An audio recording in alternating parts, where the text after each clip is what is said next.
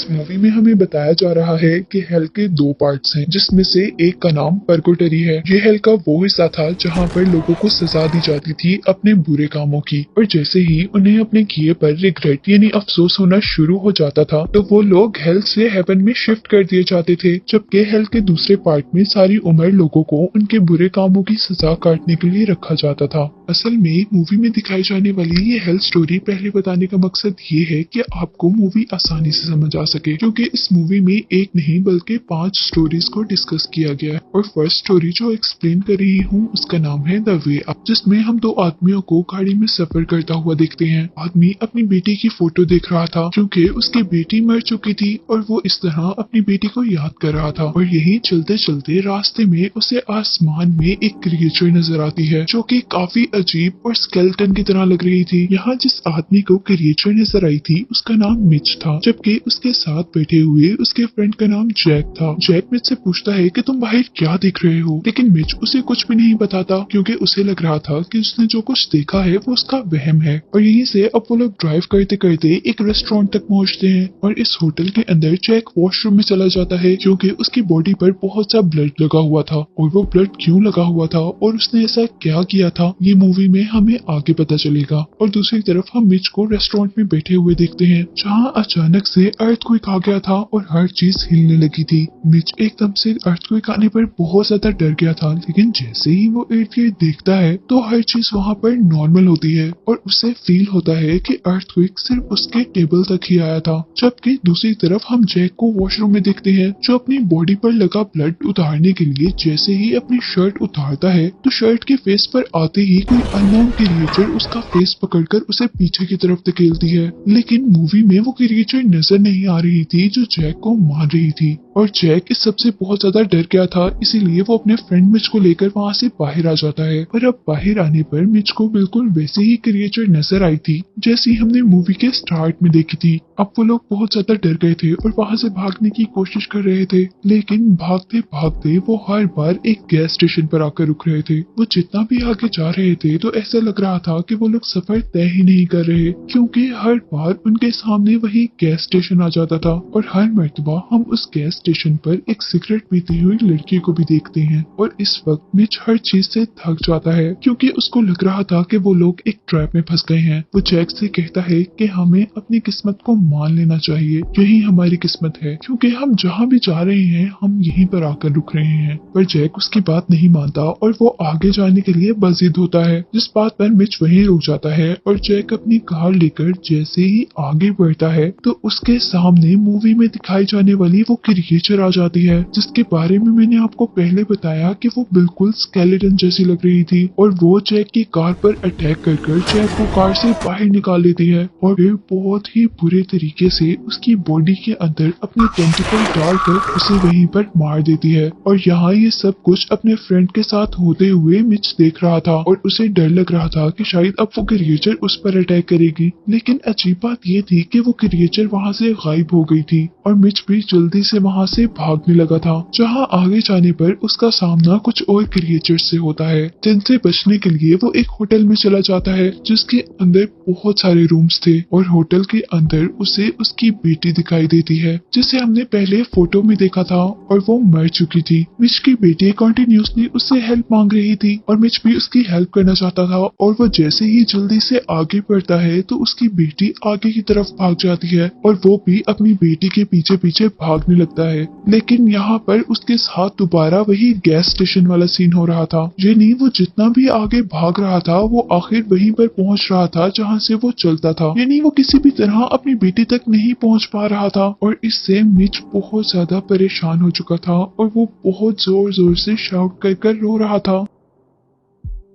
और उसको रोता दिखाते दिखाते मूवी में ये पहली स्टोरी एंड हो गई थी। और इसके एंड पर हमें अंदाजा हुआ था कि असल में ये हेल के उस हिस्से में आ गए थे जिसे परकोटरी का नाम दिया गया था। और अब जिस रूम में हमें मिच को दिखाया जा रहा था उसी रूम में हम 3 लड़कियों को देखते हैं। ये इस मूवी की सेकंड स्टोरी का स्टार्ट है जिसका नाम है सायरन। और यहाँ ये तीनों लड़कियां मिच और जैक की तरह पर्गोटरी में नहीं हैं, बल्कि ये लोग अर्थ पर हैं। और इसी वजह से हम मिच और इन तीनों लड़कियों को एक ही टाइम पर सेम जगह पर देख सकते हैं, क्योंकि वो जगह तो सेम है लेकिन एक हेल है और एक अर्थ। वो लोग अपनी गाड़ी में अब होटल से निकलकर आगे बढ़ते हैं, जहाँ हमें पता चल रहा था कि वो तीनों सिंगर्स हैं। और थोड़ी आगे जाने पर उनकी गाड़ी का टायर पंचर हो जाता है और इस वक्त वो लोग एक खुले सहरा में थे, जहाँ आसपास उन्हें कुछ भी मदद के लिए नजर नहीं आ रहा था। इसीलिए वो तीनों अपने अपने फोन से हेल्प लेने की कोशिश कर रही थी,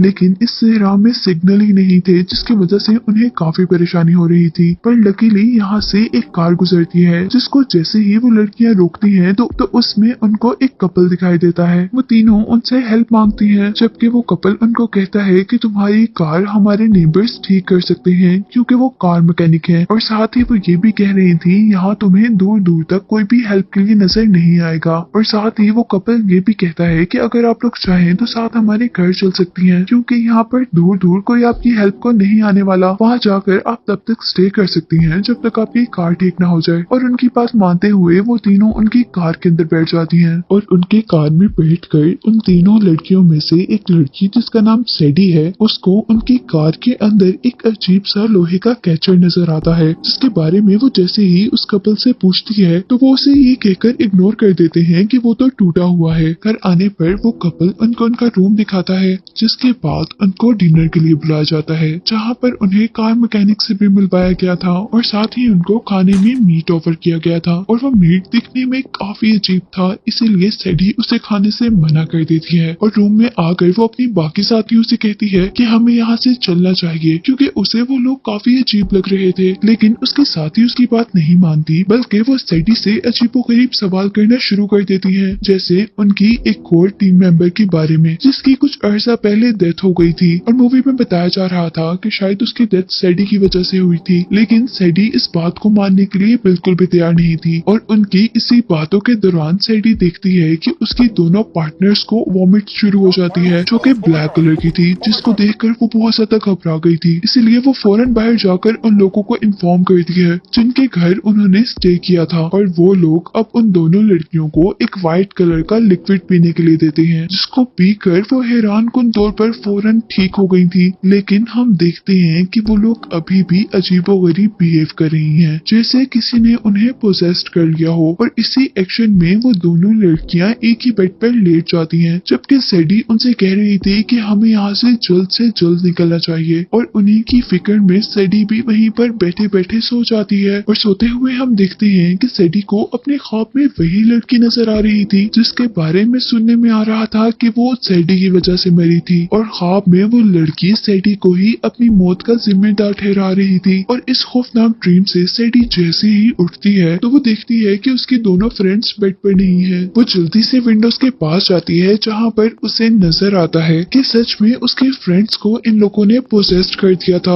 और वो लोग वहाँ पर कुछ रिचुअल परफॉर्म कर रहे थे किसी डार्क लॉर्ड नाम के डीमन को खुश करने के लिए। सैडी जैसे ही अपने फ्रेंड्स को बचाने के लिए आगे बढ़ती है तो उसके पांव पर बहुत जोर से एक बहुत बड़ा कैचर आकर लगता है। ये वही कैचर था जो सैडी ने कार के अंदर देखा था। सैडी जैसे ही दर्द से चिल्लाती है तो उन लोगों को पता चल जाता है कि सैडी बाहर आई है। और ये देखकर उसके फ्रेंड्स बहुत ही अजीब तरीके से उसका पीछा करना शुरू कर रही थी।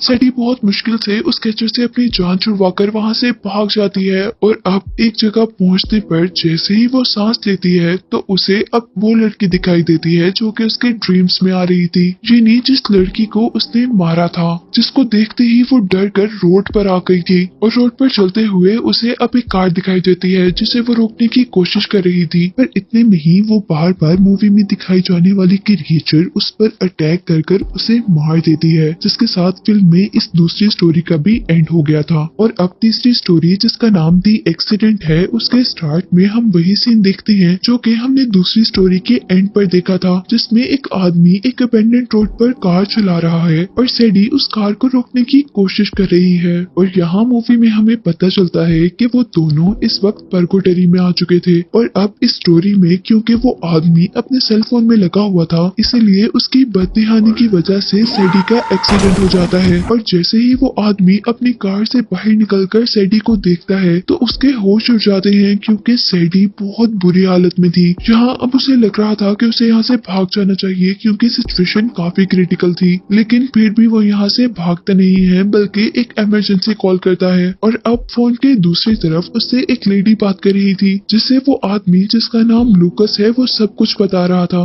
वो लड़की उससे उसकी लोकेशन पूछती है, लेकिन वो अपनी लोकेशन बता ही नहीं पाता क्योंकि पर्गोटरी यानी हेल के इस हिस्से में जीपीएस तो वर्क नहीं कर रहा था। और अब वो लेडी उसे सजेशन देती है कि आप उस लड़के को लेकर एक पास के टाउन में आ जाएं। और लूकस भी ऐसा ही करता है, वो सैडी को अपनी कार में बिठाकर आगे बढ़ जाता है। और अब लूकस आखिर को एक टाउन में पहुंच गया था, लेकिन अजीब बात ये थी कि वहाँ पर कोई भी नहीं था। और ये बात सिर्फ लूकस को अजीब लग रही थी, वहाँ पूरे टाउन के अंदर कोई भी नजर नहीं आ रहा था, क्योंकि असल में वो किसी टाउन में नहीं बल्कि पर्गोटरी में थे। और लकीली अब यहाँ पर उसे एक हॉस्पिटल नजर आता है और वो जल्दी से उस लड़की को यानी सैडी को गाड़ी से निकालकर हॉस्पिटल के अंदर ले जाता है, जहाँ उसे कोई भी नजर नहीं आ रहा था। और तभी लूकस को वहाँ पर ऑपरेशन थिएटर मिला था। वो जल्दी से सैडी को वहाँ लिटाना चाहता, लेकिन यहाँ हैरान कुन तौर पर सैडी के पाँव बहुत ही वियर्ड अंदाज में टूटकर घूम गए थे, जिसे देखकर लूकस भी एकदम से घबरा गया था। लेकिन वो बहुत मुश्किल से उसे पकड़कर स्ट्रेचर पर लेटाता है। और अब सैडी दोबारा हेल्पलाइन को कॉल करता है और वही लेडी फोन उठाती है जो पहले उससे बात कर रही थी। और यहाँ अजीब बात ये थी कि उसके कॉल लाइन में एक और आदमी जुड़ गया था, जिसके अकॉर्डिंग वो एक डॉक्टर था और वो लूकस से सैडी की एक सर्जरी करने को कह रहा था, जिसके लिए सबसे पहले सैडी को ऑक्सीजन मास्क चाहिए था।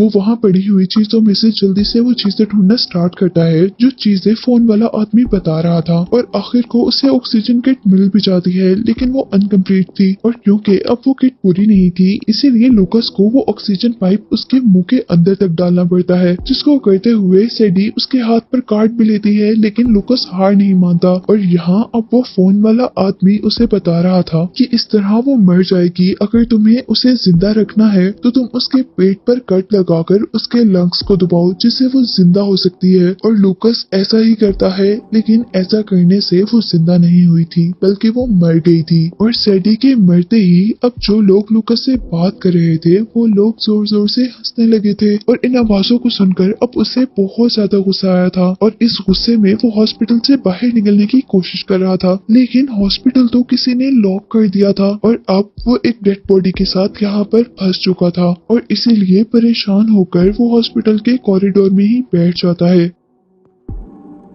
और अब लूकस को दोबारा वही कॉल आती है जो उसे पहले आ रही थी ऑपरेशन करते हुए, जिसमें एक लड़की और एक लड़का जो कि एज ए डॉक्टर उससे बात कर रहा था। लूकस उन दोनों से कहता है कि मेरा इस सब में क्या कसूर है, मैंने तो ये एक्सीडेंट जानबूझकर नहीं किया था। और एक्सीडेंट होने के बावजूद मैं उस लड़की को बचाने की कोशिश कर रहा था। और उसकी ये बात सुनते ही अब वो लड़का कहता है कि अब तुम आजाद हो और तुम यहाँ से जा सकते हो, लेकिन उससे पहले तुम अपने कपड़े बदल लो। और वो वहाँ पर रखे हुए साफ कपड़ों की लोकेशन उसे बताता है और वो कपड़े बिल्कुल वैसे ही थे जैसे उसने पहले पहने हुए थे। जिसके बाद वो बाहर निकलता है और बाहर निकलने पर वो देखता है कि उसे अपनी कार जैसी ही बिल्कुल एक न्यू कार मिली थी, जिसमें बैठकर वो वहाँ से निकल जाता है। असल में उसे ये चीजें इसलिए दी गई थी कि वो यहाँ से निकल सके, और क्योंकि वो एक्सीडेंट के बाद भी सैडी को मरने से बचा रहा था, इसीलिए उसकी एक्सीडेंट वाली सजा कम हो गई थी और उसे अब पर्गोटरी से वापस अर्थ पर भेजा जा रहा था। और अब हमें उस लड़की को दिखाया जाता है जो कि मूवी में लूकस से बात कर रही थी। जब लूकस ने एक इमरजेंसी कॉल की थी तो वो असल में किसी इमरजेंसी स्टेशन तक नहीं गई थी, बल्कि उसे इस लड़की ने रिसीव किया था। और हमें पता चला था कि ये सब पर्गोटरी में काम करते हैं और लोगों को उनके किए के अकॉर्डिंग सजा देते हैं। और यहाँ इस औरत को दिखाते हुए ये तीसरी स्टोरी भी एंड हो जाती है। और चौथी स्टोरी के स्टार्ट में हमें इसी लड़की को दोबारा दिखाया जाता है जिसका नाम सैंडी पता चल रहा था, और इस स्टोरी का नाम जेल ब्रेकर है। जहाँ सैंडी को हम एक रूम में जाते हुए देखते हैं जिसके अंदर 2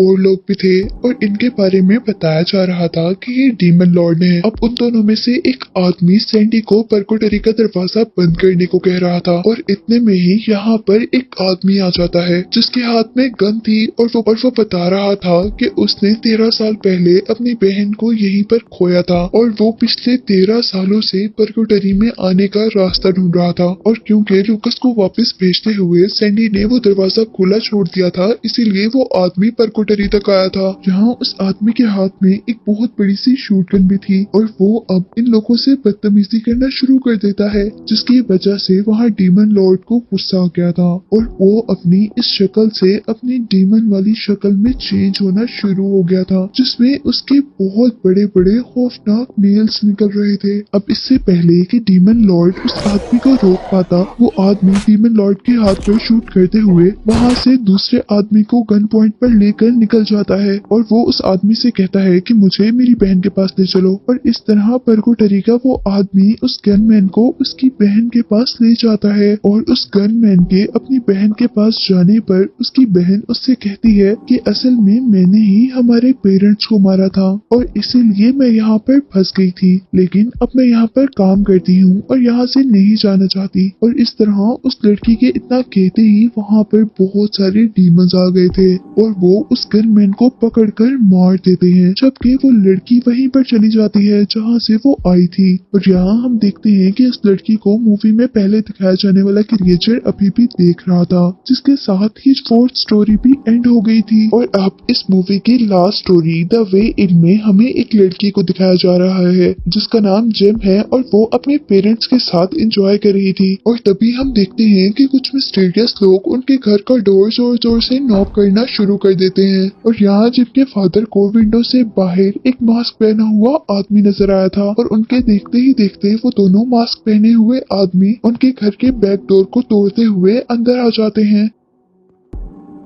और अंदर आने पर वो लोग जिम के पेरेंट्स को मारना शुरू कर देते हैं और यहाँ जिम ये सब कुछ छुपकर देख रही थी। जिम के फादर जैसे ही उन आदमियों को गौर से देखते हैं तो वो उनसे माफी मांगना शुरू कर देते हैं, जिस पर उसकी वाइफ और उसकी बेटी दोनों उसे देखकर काफी परेशान थी और वो ये बात सोच रही थी कि वो इनसे माफी क्यों मांग रहा है। और यहाँ उनके साथ तीसरा मास्क पहना हुआ आदमी उसके कान में आकर वजह बताता है और वो लोग उस आदमी के साथ साथ उसकी वाइफ को भी मार दे, जो देखकर जेम को अपने पेरेंट्स के मरने पर बहुत ज्यादा गुस्सा आया था और अब वो भी बाहर निकलकर अपने पेरेंट्स को मारने वालों को मारना शुरू कर देती है। और यहाँ हमें पता चला था कि उन तीनों में से वो दो मास्क पहने हुए आदमी और कोई नहीं बल्कि मूवी में दिखाई जाने वाली पहली स्टोरी के कैरेक्टर्स हैं, यानी मिच और जैक। और यहाँ उस लड़की जेम ने जैक को बहुत ज्यादा मारा था, इसीलिए हमने मूवी के स्टार्ट में जैक के ऊपर बहुत ज्यादा ब्लड देखा था और क्योंकि वो लड़की अभी भी जैक को मार रही थी इसीलिए मिच को उस लड़की को मारना पड़ता है।